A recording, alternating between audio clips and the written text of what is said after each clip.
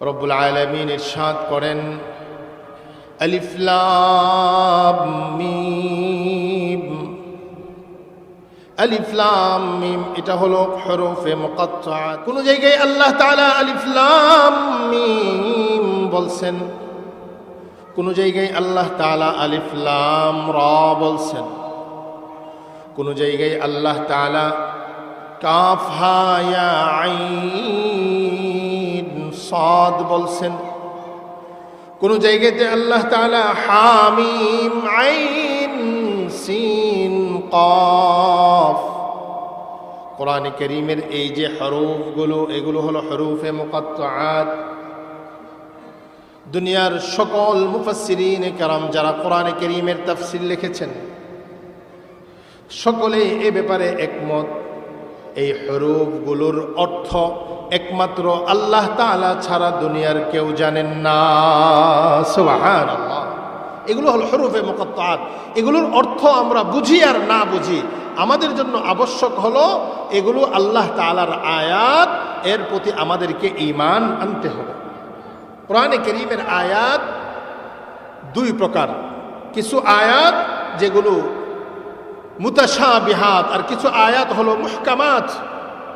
মুতাশাবিহাত এই আয়াতগুলোর অর্থ দুনিয়ার কেউ বুঝে না, কিন্তু দুনিয়ার প্রত্যেক মুমিন এই আয়াতের প্রতি ঈমান আনে এবং বলে এই সবগুলো হলো আল্লাহ তাআলার পক্ষ থেকে নাজিলকৃত আয়াত।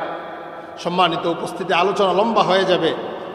আল্লাহ তাআলা সকল নবীদেরকে আপন আপন জমানার যে জিনিসটা সবচাইতে বেশি প্রচলিত এবং পরিচিত ছিল, আল্লাহ তাআলা সকল নবীকে ওই জমানার ওই জিনিসের মুআজিজা নবুয়তের প্রমাণ দান করেছেন। হযরত মূসা আলাইহিস সালাতু ওয়াস সালামের জমানায় জাদুর চর্চা ছিল বেশি, তো এই জন্য আল্লাহ তাআলা ওনাকে যে মুআজিজা দান করছেন, লাঠি, এটার সামনে, এই মুআজিজার সামনে, মুআজিজা মানে নবীর নবুয়তের প্রমাণ, এটা হলো, এটাকে মুআজিজা বলে। তো মূসা আলাইহিস সালাতু ওয়াস সালামকে আল্লাহ তাআলা যে মুআজিজা দান করছেন সেটা হলো লাঠি। এক লাঠি এটাকে জমিনে ছেড়ে দিত তো এটা সাপ হয়ে দৌড়াদৌড়ি শুরু করত। এটা হলো মূসা আলাইহিস সালাতু ওয়াস সালামের মুআজিজা ছিলেন। আর হযরত ঈসা আলাইহিস সালাতু ওয়াস সালামের সময়ে চিকিৎসা বিজ্ঞানের খুব উৎকর্ষতা ছিল, খুব চর্চা ছিল। এই জন্য আল্লাহ তাআলা ওনাকে এমন মুআজিজা দান করছেন। কোরআন বলে যে হযরত ঈসা আলাইহিস সালাতু ওয়াস সালাম মাটি দিয়ে পাখি তৈরি করতেন, আর এই পাখিকে বলতেন যে তুমি আল্লাহ তাআলার নির্দেশে উড়তে শুরু করো। মাটির বানানো পাখি আকাশে উড়া শুরু করত। সুবহানাল্লাহ। এমনি ভাবে অন্ধ, জন্মান্ধ, তার চোখে ধরে বলতো আল্লাহ তাআলার হুকুমে সুস্থ হয়ে যাও, সাথে সাথে সুস্থ হয়ে যেত। এইগুলো ছিল হযরত ঈসা আলাইহিস সালাতু ওয়াস সালাম আর নবুয়তের মুআজিজা, অর্থাৎ নবুয়তের প্রমাণ। আর আল্লাহ তাআলা আমার আপনার নবীকে কোরআনে কারীম, এটা আমার আপনার নবীর সবচাইতে বড় নবুয়তের প্রমাণ। আমার আপনার নবী যে সত্য নবী, সত্য নবীর নবুয়তের প্রমাণ হলো কোরআনে কারীম। সকলে বলি সুবহানাল্লাহ।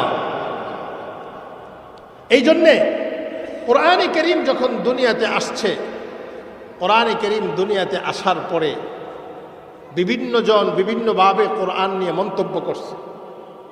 আরবের মানুষ তারাও বিভিন্ন রকমের মন্তব্য করছে। তো আল্লাহ তাআলা কোরআনে কারীমে প্রথমে আরবের মানুষকে চ্যালেঞ্জ করছে, কারণ আরবের মানুষ তারা খুব সাহিত্যপূর্ণ ছিল, খুব সাহিত্যিক ছিল, তারা সাহিত্যিকতার উৎকর্ষতায় তারা চলে গিয়েছিল।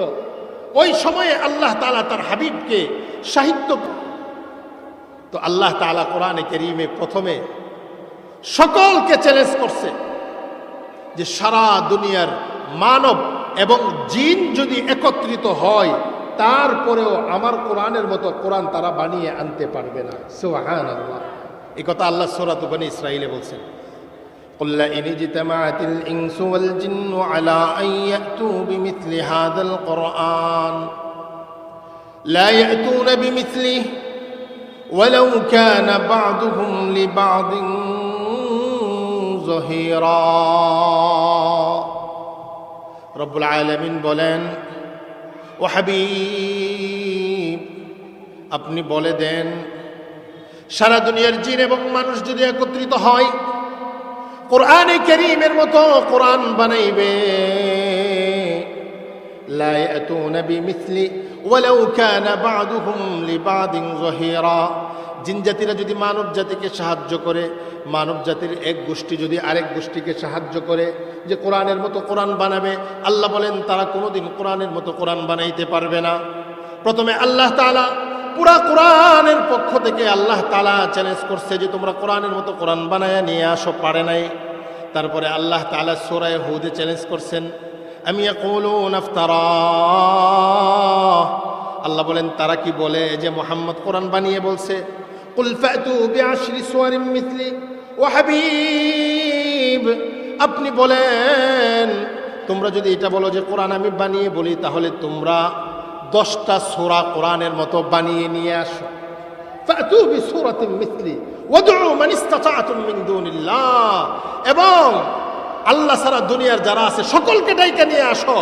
যদি তোমরা তোমাদের কথায় সত্যবাদী হও যে কোরআন এটা বানানো, তাহলে তোমরা সকলকে ডেকে নিয়ে এনে কোরআনের 10টা সূরার মতো 10টা সূরা বানিয়ে নিয়ে আসো। আল্লাহ নিজেই বলতেছেন, ফাইল্লাম ইস্তাজিবু লাকুম ফা'লামু আন্নামা উনজিলা বিইলমিল্লাহ, যদি তারা এই চ্যালেঞ্জের সাড়া না দেয় তাহলে দুনিয়াবাসী তোমরা জেনে নাও এই কোরআন এটা আমি আল্লাহর পক্ষ থেকে নাজিল করা হয়েছে। সুবহানাল্লাহ।